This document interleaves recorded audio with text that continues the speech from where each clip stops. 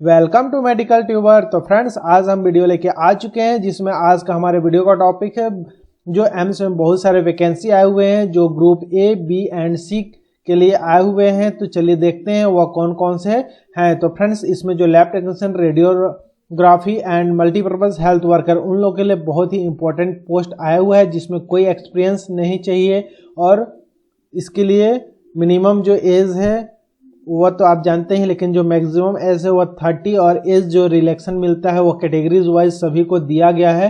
चलिए फ्रेंड्स देखते हैं। तो सबसे पहले इसको आप कहां से आप इस नोटिफिकेशन को देख सकते हैं इसको मैं बता देता हूं। सबसे पहले आपको amsexam.org ओपन करना पड़ेगा। ओपन करने के बाद आप यहाँ होम पेज में आ जाएंगे। यहाँ आने के बाद यहाँ रिक्वायरमेंट्स के ऑप्शन पे है, यहाँ क्लिक करेंगे तो यहाँ देख सकते हैं न्यू का एक ब्लिप हो रहा है जिसमें group A B C 2020 second phase का ऑप्शन दिया हुआ है। इसके ऊपर आप क्लिक करेंगे तो नीचे एक और requirement group A B C second phase, इसके ऊपर क्लिक करेंगे तो आपको ये पीडीएफ ओपन हो जाएगा जो मैंने पहले से पीडीएफ ओपन करके रखा हुआ है फ्रेंड्स। तो यहाँ देखेंगे आप इस तरीके से आपको यहाँ एप्लीकेशन लॉगिन करने का न्यू रजिस्ट्रेशन का आएगा। वहीं आप लेफ्ट साइड में यहाँ देखेंगे एडवर्टाइजमेंट दिया हुआ है। तो चलिए एडवर्टाइजमेंट के ऊपर में क्लिक करेंगे तो ये देख सकते हैं ओपन हो चुका है। चलिए इसको हम थोड़ा सा जूम कर लेते हैं और इसमें एक एक करके डिटेल देखते हैं फ्रेंड्स। तो यहाँ आप देख सकते हैं सीरियल नंबर दिया हुआ है, यहाँ पोस्ट का नाम दिया हुआ है और कौन से ग्रुप का है, एज का लिमिट और टोटल नंबर ऑफ पोस्ट और सिलेक्शन कैसे होगा, उसका प्रोसेस क्या है, इंटरव्यू है या सीबीटी कंप्यूटर बेस्ड टेस्ट होता है। तो पहला है वेटनरी ऑफिसर। तो चलिए फ्रेंड्स मैं केवल इसमें दिखाते जाता हूं और आप इसको देख सकते हैं या फिर यहां आके आप उसको भी पूरे डिटेल देख सकते हैं। अगर एक एक करके मैं दिखाऊं तो बहुत लेट होने वाला है। तो जो आज का जो इम्पोर्टेंट है वह है लैब टेक्नीशियन, फार्मासिस्ट, रेडियोग्राफर और जो मल्टीपर्पज हेल्थ वर्कर हैं उन लोगों के लिए बहुत ही इंपॉर्टेंट होने वाला है, क्योंकि उन लोगों के लिए जो पोस्ट आए हुए हैं उस पोस्ट में ज़्यादा इसमें अभी डिजायरेबल या वो नहीं मांगा गया है, इसमें एक्सपीरियंस ज़्यादा ज़रूरत नहीं है। तो चलिए फ्रेंड्स सबसे पहले हम नीचे स्क्रॉल करके जाते हैं और जो हमारा ग्रुप ए के बाद जो बी और सी है उसको देख लेते हैं। तो फ्रेंड्स मैं स्क्रॉल करके आपको दिखा रहा हूं ताकि ज्यादा समय ना लगे। तो यहां देख सकते हैं असिस्टेंट डाइटिशियन का है एमएससी और इसमें 2 इयर्स का एक्सपीरियंस चाहिए जो लार्ज टीचिंग हॉस्पिटल के लिए हो। तो इसमें टोटल 10 पोस्ट आया हुआ, एज का लिमिट 35 इयर्स।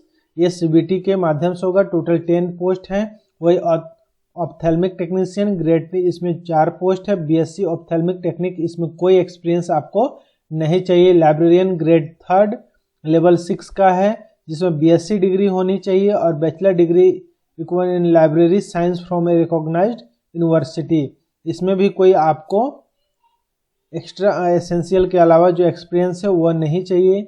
अब चलते हैं assistant store officer, assistant statical assistant, technical assistant, ENT के लिए है।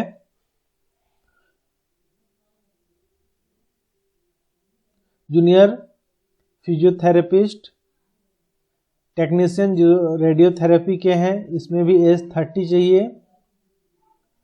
Donor organisation, physical training instructor. तो आप सब देख सकते हैं फ्रेंड्स। तो चलिए जो हम देख रहे हैं इम्पोर्टेंट है, जो सबसे इम्पोर्टेंट है एमपीडब्ल्यू अर्थात मल्टीपर्पज हेल्थ वर्कर। तो चलिए इसका जो देख लेते हैं, इसका भी जो 34 नंबर पे दिया हुआ है। तो आप यहाँ देखेंगे मल्टीपर्पज वर्कर। तो मल्टीपर्पज वर्कर के लिए matriculation or equivalent from recognised board school, multipurpose health worker course from a recognised institution या स्कूल। तो आपको फ्रेंड्स यहाँ मैट्रिक्स पास होना चाहिए और मल्टीपर्पज हेल्थ वर्कर या फिर vocational higher secondary with multipurpose health worker course from recognised school या फिर बोर्ड के द्वारा होना चाहिए। इसका एज 30 है। टोटल नंबर ऑफ पोस्ट 10 है। 4 unreserve, 3 OBC, 1 SC, 1 ST and 1 EWS. और इसका जो एग्जाम्स होगा सीबीटी के माध्यम से इसको फिलअप करेंगे। तो फ्रेंड्स इसमें एएनएम जो कोर्स किए हैं उन लोग के लिए भी यह अप्लाई कर सकते हैं। तो इसमें बहुत ही अच्छा चांसेस है फ्रेंड्स। इसमें कोई आपको एक्सपीरियंस नहीं मांगा गया है। आप सीबीटी एग्जाम के माध्यम से इसको फाइट कर सकते हैं। तो फ्रेंड्स चलिए आप देखते हैं इसमें इंपॉर्टेंट डेट्स क्या है। तो ऑनलाइन जो रजिस्ट्रेशन है वह 21/10/2020 से 19/11 2020 तक आप कर सकते हैं।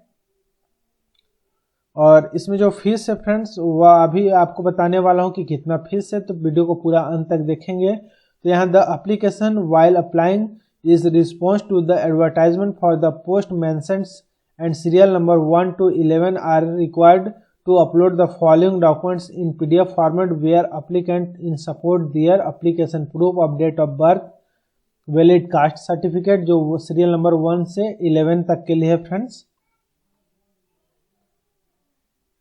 और ऑनलाइन जो रजिस्ट्रेशन है वो क्लोज हो जाएगा शाम को 5 बजे तक 19/11/2020 को।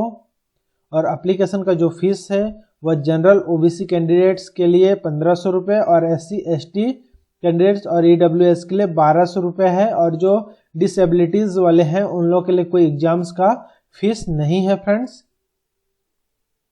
और application fee once remitted shall not be refund under any circumstance and application without the prescribed fees would not be considered any summarily rejected। Age relaxation जो होगा वो 19/11/2020 के आधार पे होगा।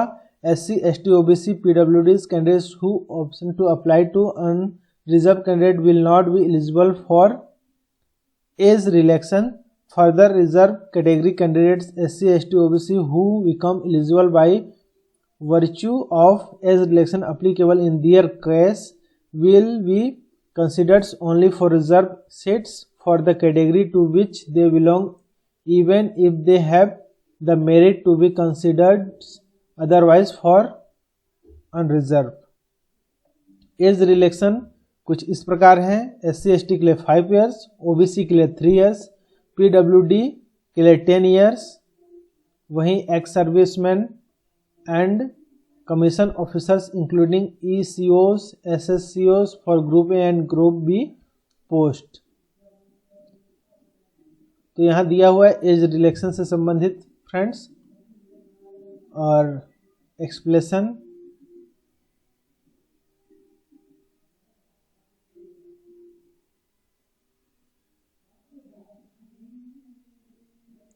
तो आप यहाँ देख सकते हैं प्रोसेस ऑफ सिलेक्शन है। तो group A post serial number 1 to 11 interview के माध्यम से होगा और group B and group C post serial number 12 to 39 इसके लिए online CBT mode examination only होने वाले हैं। डेट ऑफ ऑनलाइजेशन mode examination interview will be intimated later on only AIIMS website में बताया जाएगा।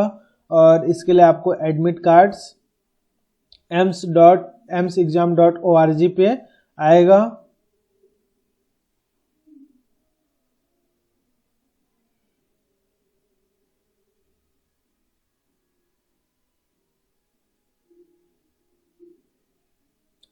And those who is the employment with state or central government PSU must submit a no objection certificate from the employer at the time of verification of documents। Verification के time में आपको NOC जमा करना पड़ेगा। NOC the candidate will not be considered for appointment under any circumstance। Failure to produce NOC on the day of verification of documents will lead to cancellation of candidature। अगर उस दिन नहीं जमा कर पाते हैं तो कैंडिडेचर उनका समाप्त कर दिया जाएगा।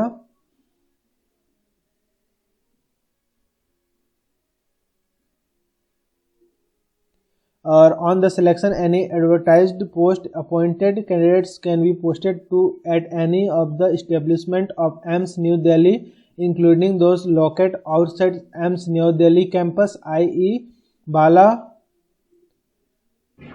बालाफगढ़ हरियाणा या फिर national drugs dependency treatment centre Ghaziabad वाटसा झाझर और एनी अदर फैसिलिटी विच में कम अप इन फ्यूचर।